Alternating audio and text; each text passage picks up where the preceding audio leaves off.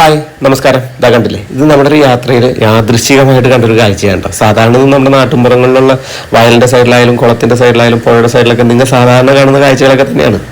പക്ഷെ ഞാനിത് ആദ്യമായിട്ട് കാണുന്ന കാരണം കൊണ്ട് ഞാൻ വീഡിയോ എടുത്തതേ ഉള്ളൂ. ഇതൊരു കുരുവിയുടെ ബ്രീഡിൽപ്പെട്ട കിളികളാണ് കേട്ടോ. അത് ഇങ്ങനെ തൂക്കണാങ്കുരുവി എന്ന് വിളിക്കുക.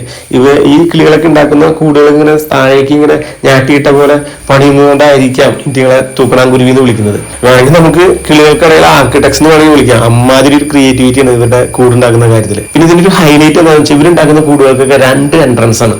ഒരു റിയൽ എൻട്രൻസും ഒരു ഫേക്ക് എൻട്രൻസും. ഈ മെയിൻ എൻട്രൻസ് എന്തിനാണെന്ന് വെച്ച് കഴിഞ്ഞാൽ ഈ കിളിക്ക് കൂടിനകത്തേക്ക് കടക്കാനും മുട്ടയിടാനും അടയിരിക്കാനും ഈ കിളികൾക്ക് അതിനുള്ളിൽ ജീവിക്കാനും വേണ്ടിയിട്ടുള്ള ഒരു എൻട്രൻസ് ആണ്. ഈ ഫേക്ക് എൻട്രൻസ് എന്തിനാണെന്ന് വെച്ചാൽ ഈ ഫേക്ക് എൻട്രൻസിലൂടെ കടന്നു ചെന്നാലും ശത്രുക്കളൊക്കെ കടന്നു ചെന്നാലും ഈ കിളി മുട്ടിട്ട് വെച്ചിരിക്കുന്നിടത്തേക്കോ അല്ലെങ്കിൽ കിളിക്കുഞ്ഞിന്റെ അടുത്തേക്കോ ചെല്ലാൻ കഴിയില്ല. അപ്പൊ അവരെ ഹൈഡ് ചെയ്ത് വെക്കുന്നതിന് വേണ്ടിയിട്ടാണ് ഒരു ഫേക്ക് ആയിട്ടുള്ള ഒരു എൻട്രൻസും അതിന് ഫേക്ക് ആയിട്ടുള്ള ഒരു അറയും ഇവർ ക്രിയേറ്റ് ചെയ്യുന്നത്.